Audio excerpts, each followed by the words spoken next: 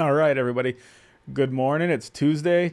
Back at it here for another episode of Your Legacy Live. Today, we're going to tackle three different questions I get a lot. They're namely about probate process, right? So these are three frequently asked questions that I get regarding your estate planning, and you're going to love it. There's some really good information here. So let's just go ahead and dive in. Todd Jarvis here. I'm an estate planning and business planning advisor and attorney. So let's jump in.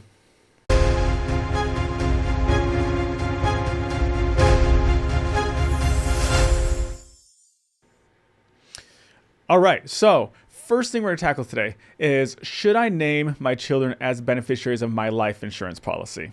All right, so we know life insurance policies are important to have.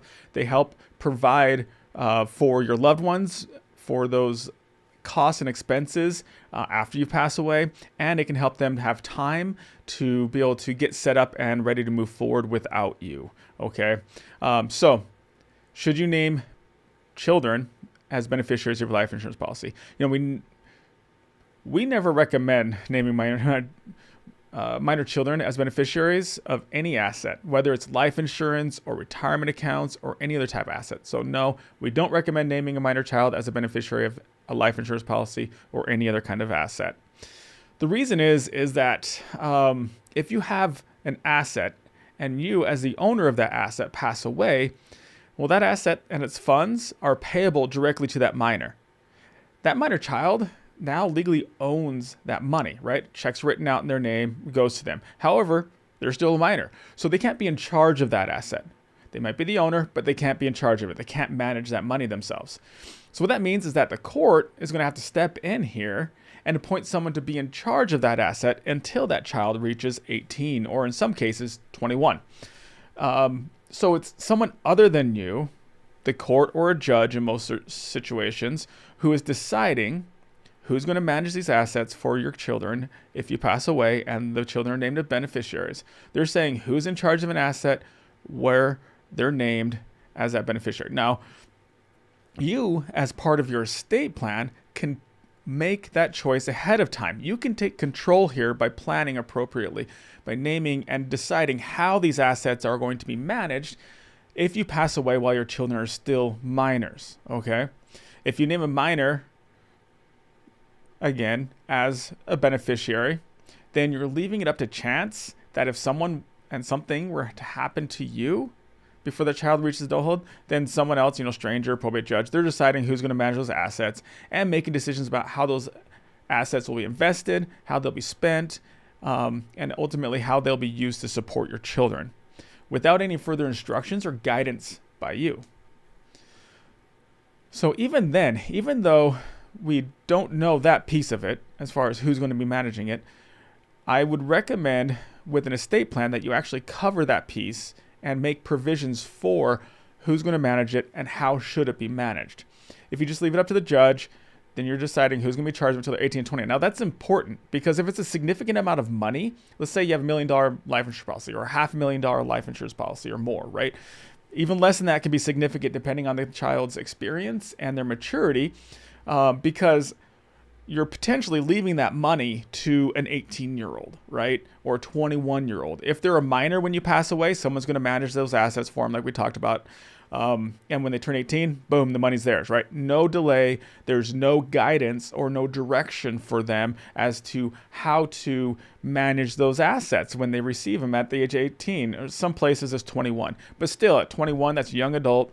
Oftentimes, they're not ready or mature enough financially.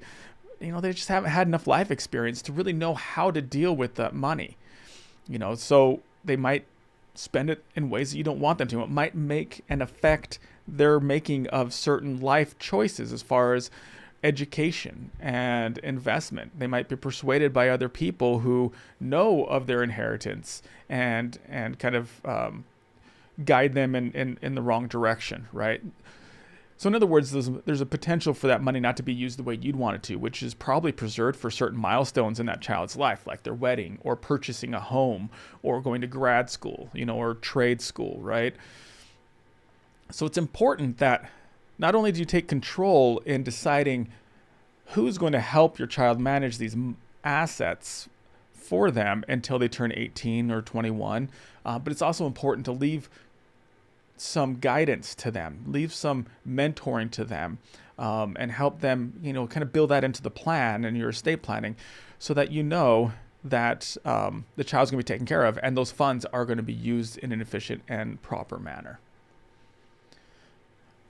Okay, so let's move on to the next question here. So the next question I get a lot of times is just people want to know, what is probate, right? I talked about probate.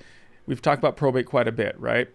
We talked about it in context of, a judge naming someone to care for your minor children if you pass away before they're adults. We've talked about probate in the context of, who's going to manage your assets for you and distribute them to your heirs after you pass away. Okay, so you might hear a lot about probate, and when in relation to estate planning, a lot of people talk about avoiding probate, right?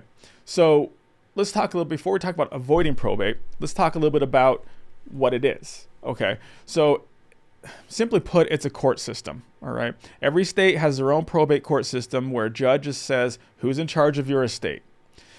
Now, if you pass away, the probate process, that's where it'll be selected who's going to be in charge of making sure that your assets go to your heirs and who are legally entitled to your assets when you pass away.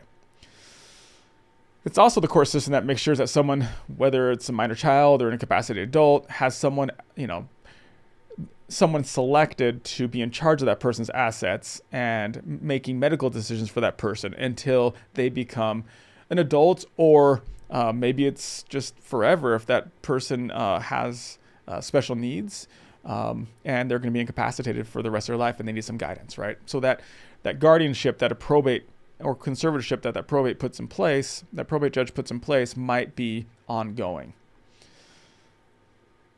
So the probate court, one way, like I said, to think about it is that it's a plan, okay? It's an estate plan. It's kind of like the default plan for those who don't put an estate plan in place. So if you don't have a plan in place, well, the state's got one for you, and it involves the probate process.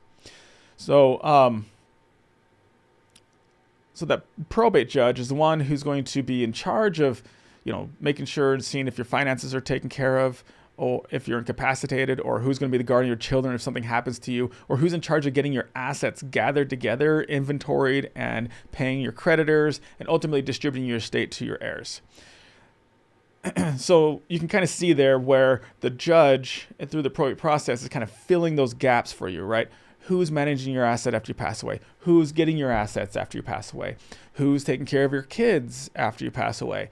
All these pieces. If you become incapacitated, it's that same probate judge who's deciding who's making your medical decisions for you, who's managing your finances for you and while you are incapacitated and being cared for. And it's all a court proceeding. So what does that mean? It's so basically someone you care about, someone cares about you, is going to go to the court and they're going to get a case number, and it's just like any other court proceeding or legal proceeding where it's public and the judge is kind of making these decisions along the way. Now the key here to understand is probate, it's not a must. It's not something you have to do when it comes to estate planning. Okay, you can try to avoid this probate process in your estate plan. If you sit down and actually put these things in writing before anything happens to you, before you become incapacitated or before you pass away, then if you fill in all those gaps and you kind of make it known and you put pieces in place to avoid the probate process, then you can, right? Your family doesn't have to rely on the court process for that.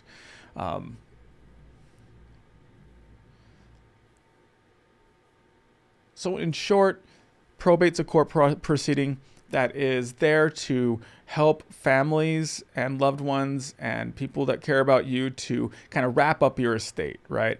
If nobody has authority to do it for you, well, they have to go to court to get that authority, and then they kind of march through the court process until at the end your assets are distributed to whoever the probate court decides are the natural heirs and legal heirs to your estate.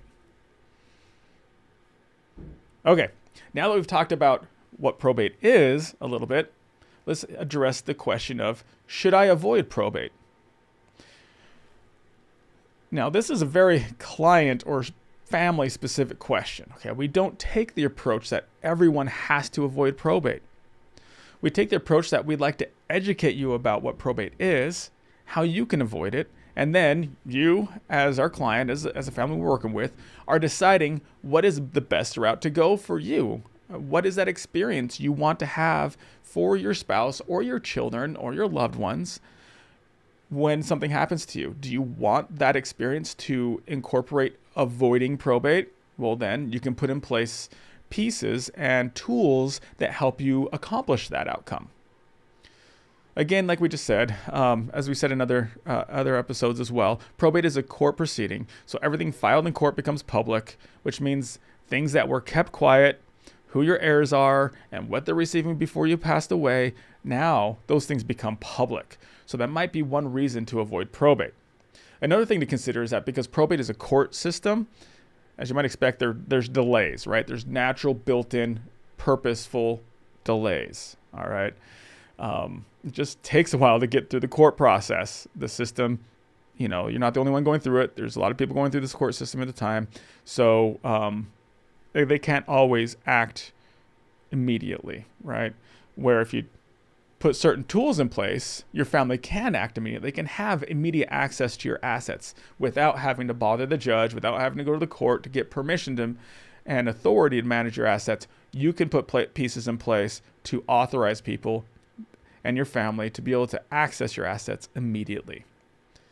So if you decide you want to make sure that your family can act quickly and efficiently on your behalf, and they don't have to go through court first, then avoiding probate might be the best route for you. It's also about keeping your private affairs private, right? Keeping everything private. Everything about your estate plan, what it looks like, who's involved, who's getting your assets, what your assets are. Then, if you want to keep those things within the family and only the people who need to know, knowing kind of what those circumstances are, then again, putting tools in place to avoid probate would be a good choice. Now, this is going to be surprising for many of you. A will does not avoid probate. Okay, a will still has to be filed in court before it's legally effective, and anyone can act on your behalf of your estate, right? So a will doesn't avoid probate, but it does let you take control and tell the court who to appoint to manage your assets, and tell the court who's going to get your assets when you pass away. So it gives you control over the probate process, but it doesn't avoid the probate process. All right. So that's kind of a purpose of a will. If you decide that probate's important to you and if you decide that avoiding probate is important to you because it's public and it can take a long time, then you can use a living trust as part of your plan, one of those tools that help you to avoid the probate process. Now, I've talked about trusts in other videos. Look at our frequently asked questions here, and I'll go into more detail about what a living trust is, how it avoids probate. But just let you know, that's kind of one of the key purposes and reasons why people decide to do trust planning is to avoid the probate process. So their family has immediate access to their assets and they don't have to go to court. So if you decide that the court system is not ideal for your family, then yes, looking into avoiding probate as part of your plan would be a great idea. All right. So I hope that helps. I hope that's some really good information that you all learned something about probate, learning about, the consequences of naming beneficiaries, minor children as beneficiaries to insurance policies, retirement accounts, and things like that. What are some of those consequences of that, and how you might be able to take control and make better decisions so that those things are taken care of. That if probate's not something you want to be a part of your family's future, then there's tools and ways, a trust being one of them, to avoid that probate process. So if you have any questions, again, please comment, like and subscribe. We're here for you. Even if you didn't get to ask questions while we were live here, we'll come back, and we always monitor comments on all the platforms, and we'll get to you, and look forward to hearing from you. All right. Take care, everybody.